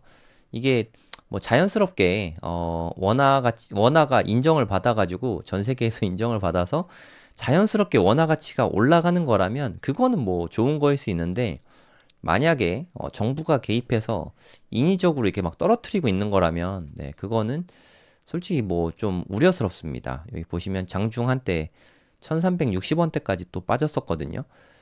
이게 인위적으로 국고를 풀어서 환율을 좀 낮추고 있는 게 아니었으면 하는 좀 바람이 있습니다. 제발 그건 아니었으면 좋겠어요. 1비트 모으기 운동 보시면 요즘에 좀 많은 글들을 올려주고 있으시더라고요. 보시면 꾸준히 계속해서 모으시는 분이 점점 늘어나고 있습니다. 여러분들도 지금 오늘 제 방송을 보고 있으시다면 아마 비트코인을 투자하고 있으실 텐데 그냥 저는 지금도 모아가기 좋은 때라고 생각을 하거든요. 그래도 올해 못해도 한 2억 이상은 가지 않을까 뭐 그렇게 생각이 들고 그리고 대부분은 이미 좀 모으고 있으시더라고요. 이게 저희 여기다가 알람을 설정해 놨는데 찌르르 하고 울리면 좋을 것 같습니다. 업비트 어플에서도 뭐 시세 알람 기능이 있어요. 네, 2억에다가 알람 맞춰 놓으면 2억이 되면 네, 어플에서 푸시 알람이 오거든요. 좀 맞춰 두시면 좋을 것 같아요. 네, 그냥 2억 되는 거 보면은 기분이 좋지 않습니까? 네, 2억이 네, 빨리 좀 됐으면 좋겠네요. 올해 안에 그래도 2억 정도는 되지 않을까, 뭐, 제 개인적으로는 그렇게 생각하고 있습니다. 좀 그래도 한 내년 1분기까지는, 상승장이 좀 이어질 수 있다고 생각하거든요. 물론 중간중간 요런 조정들은 뭐 계속해서 나오겠지만, 그래도 방향성은 계속해서 우상향이, 이어지지 않을까, 뭐 그렇게 생각합니다. 뭐 누가 봐도 계속해서 우상향 하고 있잖아요. 요런 모습일 것 같아요. 그러니까 2억까지 간다고 해도 바로 이렇게 쭉 오르는 게 아니라 올라갔다 내려갔다 하면서 이런 우상향 곡선을 타고 가지 않을까 뭐 그런 생각이 듭니다. 여러분들도 좀 올려주시면 좋을 것 같습니다. 1비트 모으기 인증하기에 꾸준히 올려주시면 좋을 것 같아요. 0.5개 모으신 분들이 많으시네요. 5천만 원일 때부터 모으셔서 네, 0.5비트 네, 도달하셨다고 합니다. 1년이 걸릴지 2년이 걸릴지 모르겠지만 1비트까지 열심히 모으실 예정이라고 합니다. 네, 비트킴님 꾸준히 모으셔서 네, 1비트 달성하시기 바랍니다. 꽁치님도 0.5비트 모으셨다고 합니다. 네, 웅달님 방송 들으면 네, 저도 막 되게 사고 싶어져요. 네, 어디 돈 나올 데 없나 생각하게 되고 네, 더 열심히 일해서 돈 벌어야지 뭐 이런 생각도 들고 자동 매수로 매수하시나 봐요. 네, 벌써 0.5개 여기에 0.26개 정도 있으시고 여기도 한 0.24개 정도 합치면 0.5개 넘네요. 평단도 지금 보니까 되게 좋은 평단이네요. 이게 1억 1,500만 원 지금 보면 뭐 되게 좋은 평단인 것 같은데 아마 매수할 당시에는 네, 되게 비싼 가격이었지 않나 뭐 그런 생각이 듭니다. 꽁치님도 앞으로 꾸준히 모으시기 바랍니다. 이렇게 다들 축하해주는 댓글도 달아주고 하시니까 여러분들도 올려주시면 좋을 것 같습니다. 네, 1비트 모으신 다음에 계속해서 네, 모으고 있으시는 것 같아요. 코인원 통해서 비트 세이빙 쓰시나 봐요. 네, 무지성으로 매수하고 있으시고 기노업으로 갈 수 있는 힘을 고래동공분을 통해서 배우고 있으시다고. 솔직히 뭐 단기에 투자해서 단기에 벌면 뭐 당장은 좋을 수 있지만 솔직히 부자는 안 됩니다. 뭐 평가 손익이 엄청나네요. 되게 일찍부터 매수를 시작하셨던 것 같아요. 근데 마찬가지로 매수 평단이 8,300만 원이잖아요. 이때 당시에는 되게 비싼 가격이었을 겁니다. 시간이 지나서 계속 올라가고 있는 거 아닌가 뭐 그런 생각이 들어요. 많이 모으셨네요. 금방 2비트 되겠는데요. 1비트에다가 여기서 또 다른 계좌에서 평균 매수가가 1억 4,900만 원대니까 최근에 매수하신 것 같은데 0.7개나 벌써 모으셨네요. 네, 꾸준히 계속 모아가시기 바랍니다. 호주 노예님도 열심히 모으고 있으시고 겨우겨우 0.63비트 모았습니다. 이제 뭐 0.63비트만 돼도 거의 1억이잖아요. 진짜 많이 모으신 것 같아요. 알트코인 전부 다 정리하고 비트코인에 올인하고 있으시다고 합니다. 이게 좀 장점이 있어요. 물론 알트를 지금 같은 시점에 투자를 하면 비트에 비해서 수익률이 더 높을 수 있죠. 알트코인 수익률이 더 높을 수 있긴 한데 이게 진짜 스트레스가 어마어마합니다. 제가 12월 달에 12월 초였던 것 같아요. 12월 3일쯤 됐던 것 같은데 요때 알트를 전부 정리했거든요. 얼마 되지도 않았지만 비트에 비해서 한 100분의 1도 안 됐는데 어찌됐든 다 정리하고 나니까 너무 편하더라고요. 그래서 이 다음부터는 알트를 웬만하면 안 사는데 알트코인을 정리했다는 것만으로도 신경 안 써도 되니까 본업에 충실하면서 원화채굴 더 열심히 하고 비트 더 모을 수 있는 이런 장점이 있지 않을까 뭐 그런 생각이 듭니다. 비트코인은 그렇게까지 스트레스를 많이 주진 않는 것 같아요. 투자할 때 특히나 지금같이 이렇게 가격이 좋을 때는 비트코인 투자하면서 별로 스트레스 받을 일이 없는 것 같습니다. 0.63개 진짜 많이 모으셨네요. 평단이 1억 넘는 게 되게 싫으실 수 있는데 그냥 평단은 네, 임의로 조정할 수 있습니다. 임의로 조정하시고 그냥 계속 모아 가시는 게 여러모로 좋지 않을까 뭐 하는 생각이 듭니다. 뭐 한 달에 뭐 10만 원, 이 정도라도 조금씩 모으면 좋을 것 같아요. 키듐님이 올려주셨는데, 2.5개 모으셨네요. 2.54개. 대단한 수량이죠. 이제는 뭐 솔라나도 평단이 22만 9천 원. 와, 그런데도 플러스네요. 솔라나도 많이 올라온 것 같습니다. 이더는 이더가 좀 되게 저도 안타까운데 뭐 많이 떨어졌던 것 같아요. 조금 높은 가격에 매수하신 것 같습니다. 확실히 비트가 여러분들이 보셔도 알겠지만 제일 좀 좋은 것 같아요. 0.5개 채우고 오래 들고 갈 수량 챙기시고 거래하시라고 합니다. 2.5개니까 0.5개 더 채워서 3개 채우신다는 말씀인 것 같아요. 키중님 많이 모으셨네요. 네, 멋지십니다. 계속 꾸준히 잘 모으시기 바랍니다. 여러분들도 인증해 주시고 하면 같이 모으는 거니까 이게 내가 한 개 이상 안 되는데 올려도 되나 싶겠지만 호준 우회님 보시면 0.00 몇 개씩 계속 모으고 있으시거든요. 네, 요게 맞는 것 같아요. 지금 현재 그래서 한 0.05개 정도 모으셨는데 이것도 되게 많이 모은 거 아닙니까? 솔직히 충분히 뭐 많이 모은 거니까 0.001개면 어떻습니까? 내 자산이 소중한 거니까 그리고 모아가는 과정이니까 꾸준히 계속 모으시면 여러모로 좋을 것 같습니다. 호준 유해님 보시고 나 정도면 충분히 많구나 하는 생각을 갖고 충분히 좋은 거니까 꾸준히 함께 모으면 여러모로 좋을 것 같습니다. 네, 조정이 나왔죠? 네, 조정이 어느 정도는 나왔고 여기서 끝났을지. 근데 조정이 사실 상승분에 비하면 되게 짧거든요. 여기서부터 여기까지 상승했는데 조정은 꼴랑 요만큼 나왔으니까 아직 236에도 못 미칠 정도로 너무 작게 나와서 조정이 더 나올 가능성이 꽤 높긴 한데 모르겠습니다. 요즘에 뭐 조정이 워낙 없이 가고 있어서 이게 언제까지 될진 모르겠지만 일단은 뭐 분위기는 되게 좋아요. 잘 가고 있습니다. 네, 오늘 방송은 여기서 마무리하도록 하겠습니다. 오늘 벌써 금요일이더라고요. 시간 진짜 빠른 것 같아요. 네, 즐거운 금요일 되시고 또 행복한 주말 되시기 바랍니다.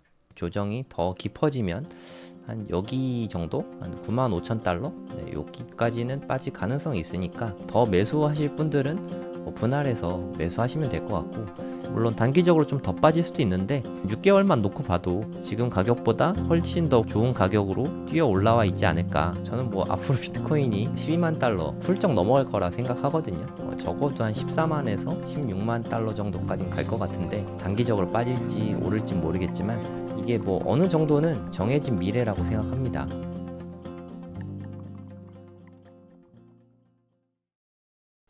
네, 안녕하세요. 성정길입니다. 지금 시각은 5월 31일 오전 7시 17분입니다. 네, 벌써 5월 마지막 날이 됐네요. 네, 내일부터는 6월입니다. 다음 주는 휴일이 많은 것 같아요. 네, 6월 3일도 쉬고 6월 6일도 쉬고 네, 좀 휴일들이 많으니까 다음 주는 좀 직장인분들 한 주가 빨리 가지 않을까 뭐 그런 생각이 드네요. 네, 다들 아시겠지만 비트코인은 네, 현재 좀 조정을 받고 있습니다. 계속해서 오르기만 했었는데 조정이 일단 여기 매물대까지는 맞네요. 네, 일단 빠질 만큼은 빠졌는데 여기가 조정이 끝인지는 뭐 아직은 알 수 없죠. 네, 조정이 더 깊어지면 한 여기 정도? 한 95,000달러? 네, 여기까지는 빠질 가능성이 있으니까 우리 그냥 조정이 오면 두드려 맞기로 했잖아요. 네, 어차피 매도하실 거 아니면 조정이 뭐 여기까지 오든 여기까지 오든 그냥 신경 안 쓰면 될 것 같아요. 더 매수하실 분들은 뭐 분할해서 매수하시면 될 것 같고 저는 뭐 앞으로 비트코인이 12만 달러 훌쩍 넘어갈 거라 생각하거든요. 적어도 한 14만에서 16만 달러 정도까지는 갈 것 같은데 중간에 뭐 오르고 떨어지는 게 뭐 그렇게 중요한 건 아니잖아요. 사실 여기는 뭐 제 관심 영역 바뀝니다. 단기적으로 빠질지 오를지 모르겠지만 이게 뭐 어느 정도는 정해진 미래라고 생각합니다. 뉴스가 되게 많은데 일단 나쁜 뉴스부터 좋은 뉴스는 너무 많으니까 비트코인 조정 받으면서 시총 순위가 좀 떨어졌습니다. 한 7등까지 떨어졌죠. 구글한테도 밀렸어요. 하지만 뭐 아마존이랑 구글은 얘네는 뭐 언제든지 마음만 먹으면 순식간에 제낄 수 있습니다. 뭐 그런 존재라고 생각해요. 거의 뭐 한 달 내로는 다 이기지 않을까 싶습니다. 한 달 내로는 5위는 다시 탈환을 할 수 있을 것 같고요. 뭐 길면 2달? 하여튼 뭐 7월 내로는 가능할 것 같습니다. 그리고 뭐 제가 바라는 건 사실 이게 5위가 아니라 2위 자리를 언제 차지할 것인가. 요게 지금 좀 궁금하거든요. 2위 자리 차지하려면 얘네보다 초과 수익이 한 60% 70% 돼야 되거든요. 한 70% 되겠네요. 지금 상태로는 요렇게 언제쯤 될련지 요게 개인적으로는 좀 궁금합니다. 2위. 1년 내로 될 수 있을까요? 저는 이제까지는 될 거라고 생각했는데, 생각보다 MS가 좋아요. 흐름이. 3.4 트릴리언 달러예요. 시총이. 엄청나죠. 얘네가 3 트릴리언 달러 정도 됐을 때는 만만해 보였는데 3.4쯤 되니까 좀 더 무거워지긴 하네요.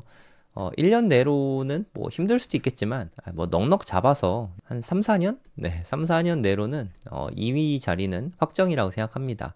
3, 4년 지나면 MS랑 뭐 엔비디아, 애플 이런 애들이랑 좀 격차가 큰 2위를 한동안 꽤 오랜 시간 지속할 것 같아요. 그리고 여기에서 또 한 5년 정도 지나면 골드를 넘어서지 않을까. 금의 시총이 22 트릴리언 달러거든요. 지금 비트코인의 11배죠. 이거를 한 10년 정도 지나면 훌쩍 뛰어넘게 되지 않을까. 뭐 그런 생각이 듭니다. 뭐 이건 물론 뇌피셜이긴 한데 매우 가능성이 높다고 생각합니다. 이렇게 안 되기가 더 어려울 거라고 생각이 들어요. 여러분들도 언제쯤 넘을 수 있을지 한번 지켜보시죠. 네, 그리고 이제 다들 별로 관심은 없으시겠지만 미국의 개인 소비 지출 PCE 지표라고 하죠. PCE 지표가 상당히 잘 나왔습니다. 2.1% 나왔어요. 장난 아니죠? 연준의 인플레이션 목표가 2%잖아요. 어떤 걸 기준으로 할지 모르겠지만 아무튼 2%가 나왔다는 건 의미 있는 숫자인 것 같아요. 예측치가 2.2%였는데 그것보다도 더 잘 나왔죠. 근원 PC를 봐도 2.5%. 저번에 한 2.7%? 좀 조정이 좀 됐었나 보네요. 한 2.7% 정도였다고 하는데 0.2%나 또 낮아졌죠. 계속해서 조금씩 낮아지고 있습니다. 요런 추세라면 인플레가 잡혔다 보는 게 맞는데 문제는 결국 또 관세죠. 관세. 관세가 문제입니다. 관세 때문에 금리 인하가 좀 팍팍팍 못 되고 있거든요.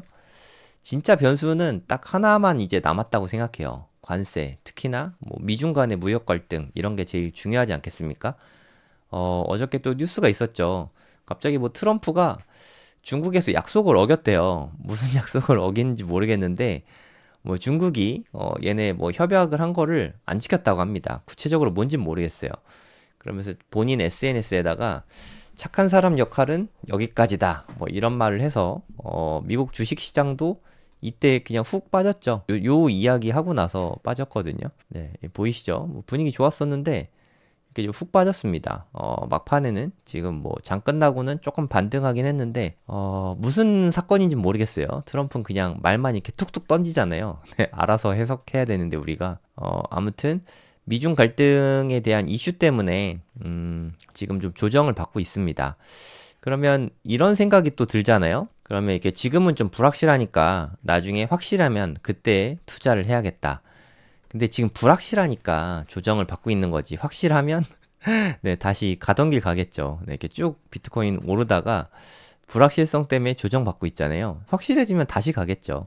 그리고 확실해지는 타이밍은 지금 가격하고는 좀 많이 다를 수 있지 않을까. 지금 한 10만 달러 넘잖아요. 그래도 이때는 한 12만 달러 되지 않을까요? 그런 생각이 좀 듭니다. 투자는 불확실할 때 하는 거라고 생각해요. 확실해지고 투자하고 싶지만 그때는 가격도 좀 확실해지니까 많이 비쌀 때 투자할 수밖에 없다고 생각합니다. 요즘에 가장 중요한 이슈가 저는 이거라고 생각해요. 개인들은 관심 없습니다. 뭐 지금 제 라이브 할 때 실시간 시청자 수를 봐도 예전에 뭐 분위기 좋을 때랑은 가격은 그때보다 높거든요, 분명히. 가격은 훨씬 높지만 개인들은 관심이 없어요. 이게 되게 좋은 기회이지 않나 하는 생각이 듭니다. 이게 최신 뉴스인데 트럼프 미디어에서 원래 자금 확보한다 이야기 했었거든요. 원래는 20억, 10억 달러가 너무 엄청나니까 10억 달러면 한 1조가 넘거든요. 1조 한 3,700억 되나요? 엄청난 돈인데 24억 달러니까 대략 뭐 한 3조가 넘는 그런 돈이라고 생각하시면 됩니다. 한 3, 4조 될 것 같아요. 이 어마어마한 돈을 조달을 정말 그냥 뚝딱 하니까 하네요. 네, 트럼프가 대단하긴 합니다. 트럼프 미디어에서 자금을 확보했습니다. 이걸로 들리는 카더라에 따르면 비트코인을 매수한다고 하거든요. 스트래티지의 모델이라고 생각하시면 됩니다. 저번에도 잠깐 말씀드리긴 했는데 신주 발행하고요. 아니면 뭐 채권 발행하고요. 전환사채 같은 거 발행하고, 그래서 뭐 주식과 채권을 돈을 잔뜩 땡기는 거죠. 요걸로 이제 비트코인을 매수하는 겁니다. 너무 비즈니스 모델이 단순하잖아요. 그리고 스트래티지와 메타플래닛은 그 덕분에 뭐 40배가 넘게 엄청나게 크게 올랐기 때문에 많은 기업들한테 영향력을 끼칠 수밖에 없습니다. 그래서 다들 우리도 해야지 좀 그런 느낌이라고 보시면 돼요. 트럼프 미디어도 자금 조달했으니까 이제 얼마 안 있어서 매수를 시작하지 않을까, 뭐 그런 생각이 듭니다. 지금도 분할 매수 하기에는 비트코인 분할 매수 하기에는 나쁘지 않은 타이밍이라고 생각합니다. 이거는 좀 나온 지 된 얘기인데 잘 모르시는 분들도 많을 것 같아서 그랜트 카돈이라고 있어요. 뭐 10배의 법칙 뭐 이런 책도 쓰시고, 책도 되게 열심히 쓰십니다. 부동산 재벌 중에 하나인데 10배의 법칙 책 되게 좋거든요. 밀리의 서재 보면 무료로 볼 수 있으니까 밀리의 서재에서 보시면 될 것 같습니다. 물론 밀리의 서재가 무료는 아닌데 첫 달은 무료입니다. 저 밀리의 서재에서 광고 받은 거 없는데 자꾸 이야기하게 되네요. 네, 아무튼 뭐 저는 되게 잘 쓰고 있어요. 여기에서 그랜트 카돈이 펀드를 만들었어요. 그러니까 되게 좋은 모델인 것 같아요. 부동산 70%, 비트코인 30%뭐 이런 식으로 펀드를 구성하는 거예요. 예를 들어서 100억을 조달했다. 그럼 이 중에 70억은 부동산을 삽니다. 30억은 비트코인을 매수를 해요. 그리고 그랜트 카돈은 보통 매수를 할 때 좀 렌트를 주거든요. 임대료 수익이 나오죠. 그럼 이 임대료 수익으로 비트코인을 계속해서 추가 매수하는 거예요. 너무 환상적인 모델이지 않습니까? 요런 모델을 구축해서 비트코인을 계속 비축하는 그런 펀드를 만든 거죠. 되게 괜찮은 펀드인 것 같아요. 요런 혼합 펀드를 출시했고 실제로도 인기는 되게 많다고 합니다.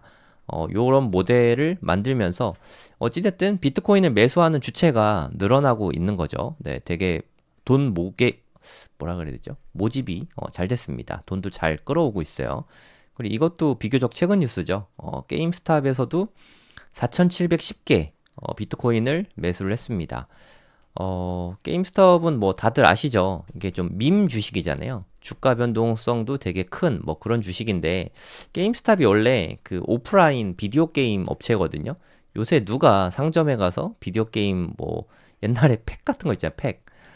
팩 꼽아서 막 게임하고 했었으니까 그런 거 팔거든요. 타이틀이라고 하죠. 게임 타이틀. 게임을 안 해갖고 잘 모르는데, 근데 그런 거 파는 그런 회사였거든요. 요새 아무도 안 사잖아요. 요즘에 뭐 스마트폰으로 어플 다운받아서 게임하지 누가 뭐 그런 거 사다가 게임을 안 하지 않습니까? 얘네가 돈이 꽤 많아요. 현금성 자산이. 그래서 그 현금성 자산과 또 마찬가지로 무적의 신주 발행 플러스 뭐 채권 발행, 이걸로 돈을 또 끌어왔어요. 앞으로도 비트코인을 추가로 더 매수를 할 것 같습니다. 게임스탑에서도 이렇게 돈을 매수할 거고, 그리고 뭐 다들 잘 아시겠지만 지금 상무장관 아들이죠. 하워드 러트닉 아들이 켄터 피츠제럴드인가? 네, 그 회사랑 테더랑 우리가 잘 아는 손정희의 소프트뱅크랑 그 세 개 회사가 메인 핵심이 됩니다. 이런 데서 같이 모여서 만든 게 투애니언 캐피탈이에요.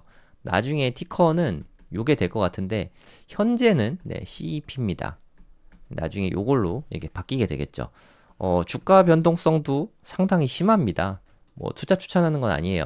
켄터 에쿼티 파트너스 뭐 요렇게 상장이 돼 있는데, 변동성이 사실 너무 화려해가지고, 무빙이 너무 화려해가지고 이게 막 이때 일주일 만에 5배, 6배 막 오르고 했잖아요. 지금 현재까지 봐도 한 3배 정도 올라 있는데 조정도 좀 크게 받고 있습니다. 지금은 좀 조정받고 있죠. 여기부터는 22% 조정받고 있고, 최고점 대비해서는 30%나 조정을 받았네요. 그래서 이런 주식들 투자할 때는 유의하셔야 됩니다. 저는 뭐 추천하진 않습니다. 좀 위험해요. 움직임이 너무 크니까. 이미 한 4조 넘게 투자를 했죠. 얘네가 몇만 개 샀어요. 한 4만 개인가? 4,800개? 조금 더 매수했나 봅니다. 얘가 4만 7천 개인가 매수했던 것 같아요. 앞으로 뭐 향후 합병이 되면은 21 캐피탈이 비트코인을 보관 관리할 예정이다. 계속 모으고 있습니다. 너무 쉽죠. MSTR 모델이 쉽기 때문에 계속 앞으로도 이어질 거라고 생각합니다. 그럼 이런 뉴스가 나오면 막 사고 싶잖아요. 아까 보여드렸던 뭐 CEP 급등한 거 보셨죠? 이런 막 사고 싶거든요. 게임스톱은 오를 줄 알았는데 네, 빠졌더라고요. 오히려 투자에 유의하시기 바라고요. 뭐 이렇게 주식들 사면 되나요? 라고 생각할 수 있는데 그런 뜻이 아닙니다. 그냥 비트코인 사면 돼요. 각종 기업들에서 경쟁적으로 비트코인을 사면 당연히 가격이 오르는 건 비트코인이죠. 그냥 비트코인을 투자를 하시면 됩니다. 그리고 뭐 뉴스 보면 지금 많은 뉴스들에 묻혀가지고 뭐 관세 뭐 이런 거에 묻히긴 했는데 지금 FTX 채권자 상환이 뭐 이제 닥쳤습니다. 당초에 5월 30일부터라고 이야기했거든요. 미국 시각으로 지금 이제 5월 30일 끝날랑 말랑 하고 있거든요. 네, 곧 있으면은 이제 채권자 상환이 시작되겠죠. 이 금액이 꽤 커요. 한 50억 달러 정도 되거든요. 6조가 넘는 돈입니다. 거의 한 7조 되죠. 7조가 앞으로 좀 풀리게 됩니다. 물론 이 금액이 코인 시장으로 들어올지 아니면 그냥 뭐 있을지 모르겠지만 얘네들은 현금성 자산으로 들어오거든요. 어떤 뉴스에서는 뭐 FTX에서 채권자 상환이 임박해서 비트코인 매도 압력이 높아지고 있다. 뭐 이런 얘기 하는데 정말 무식한 소리죠. 네, 마운트곡스랑 다릅니다. 마운트곡스는 비트코인으로 줬습니다. 그래서 비트코인 매도 압력이 높아진다. 이건 사실이거든요. 하지만 FTX의 채권자 상환은 현금으로 줍니다. 스테이블 코인 같은 걸로 줘요. 테더, USDT 같은 걸로 주거든요. 아니 테더로 주는데 이게 비트코인 매도 압력하고 무슨 상관입니까? 비트코인이 있어야 팔지. 매수를 하면 했지 매도할 일이 없죠. 네, 아무튼 이거는 네, 코인 시장에 큰 호재가 될지 작은 호재가 될지 모르겠지만 네, 이거는 호재인 거는 확실하다고 보시면 됩니다. 그리고 테더 CEO가 이야기했는데 2025 컨퍼런스에서 요즘에 하고 있죠. 비트코인 2025 컨퍼런스. 지금 뭐 별의별 연사들이 다 나와서 연설하고 있어요. 제가 어저께인가 말씀드렸던 것 같은데 피터 시프가 비트코인 컨퍼런스에서 이야기를 한대요. 연설을. 이 사람이 금 좋아하고 비트코인 회의론자인데 왜 이야기를 하지? 연설을 왜 할까 했는데 역시나 비트코인 회의론을 이야기하고 갔어요. 와, 진짜 열린 비트코인 컨퍼런스입니다. 여기 비트코인의 부정적인 시각을 이야기하는 사람도 연설을 하는 네, 그런 공간이더라고요. 되게 좀 신선했어요. 우리나라에선 상상도 못할 일인 것 같은데. 아무튼 테더 CEO 또한 비트코인 컨퍼런스에서 이야기를 했습니다. 현재 무려 비트코인이 10만 개 있다고 합니다. 10만 개. 와, 이렇게 많을 줄 몰랐네. 이제까지는 제일 많은 기업이 MSTR이고 스트래티지죠. 그리고 두 번째가 마라라고 이야기했는데 상장 기업 중엔 그럴지 모르겠지만 사실은 테더죠. 10만 개면. 마라가 아마 한 5만 개 안팎 갖고 있을 거예요. 얘네가 한 58만 개 갖고 있고 10만 개면 네, 2위입니다. 2위. 블랙락은 더 많지 않냐? 블랙락은 지들 게 아닙니다. 고객들 거죠. 네, 블랙락은 별개라고 생각하시면 되고 테더가 한 10만 개, 뭐 엄청나지 않습니까? 그리고 금도 와, 얘 너무 부러워요. 저 테더 회사 사고 싶습니다. 너무 부러워요. 금이 50톤 이상 있고 비트코인이 10만 개 이상 있다고 합니다. 돈을 너무 잘 버니까 얘네들이 1년에 버는 돈이 17조라고 합니다. 17조. 상상이 안 되죠. 네. 100억 달러가 넘는다는 뜻이거든요. 10 빌리언이 넘어요. 아, 진짜 부럽습니다. 네, 그리고 그 수익금 중에 한 95%를 다 비트코인 재투자하는 건 아니고요. 네. 영업활동에 쓰고 얘네 계속 사업을 확대하고 있으니까 영업활동 플러스 비트코인 매수에 쓰고 있습니다. 알트코인 안 사나요? 뭐 알트코인 안 삽니다. 비트코인만 삽니다. 그래서 우리도 웬만하면 비트코인만 매수하는 게 여러모로 좋다고 생각합니다. 와, 최근 3년간 번 돈이 200억 달러라고 하네요. 와, 그러니까 뭐 30조? 최근 3년 동안 30조 벌었다고 합니다. 너무 멋있다. 5% 미만을 주주배당에 사용했고 테더는 아마 기업 공개가 안 돼 있을 거예요. 저도 투자를 되게 하고 싶은데 이런 회사는 기업 공개 잘 안 합니다. 할 이유가 없죠. 돈을 이렇게 잘 버는데 부럽습니다. 이런 회사 저도 정말 너무 부럽습니다. 뭐 듣기로는 회사 직원이 한 100명이래요. 회사 직원 100명에서 1년에 한 10조씩 버는 거죠. 그럼 한 사람당 대략 한 1000억씩 버는 겁니다. 한 사람당 매년 1000억씩 벌고 있는 거예요. 어마어마하지 않습니까? 아르두이노, 파울로 아르두이노. 네, 형님, 멋있습니다. 네, 진짜 멋있어요. 테더가 엄청난 완전 대형 고래가 됐죠. 저는 솔직히 뭐 MSTR 모델은 뭐 그렇게 아름답진 않아요. 네, MSTR 모델은 돈 끌어와서 비트코인 매수하는 스타일이거든요. 물론 주식으로 봤을 때는 매력적이진 않지만 비트코인은 너무 좋죠. 네, 돈 끌어다가 비트코인 매수해주는데, 그리고 제가 생각했을 때 스트래티지에서 비트코인을 매도할 가능성은 거의 없다고 생각이 들거든요. 매도하는 순간 기업의 운명은 끝인데 매도 안 하겠죠. 네, 앞으로도 돈 끌어서 계속해서 비트코인 매수해 줄 것 같은데, 채권 발행하고 아까도 말씀드렸지만 뭐 주식 신주 발행하고 이거를 끊임없이 계속해서 비트코인을 매수할 것 같습니다. 이건 스트래티지 홈페이지인데 어느덧 58만 개가 넘어섰어요.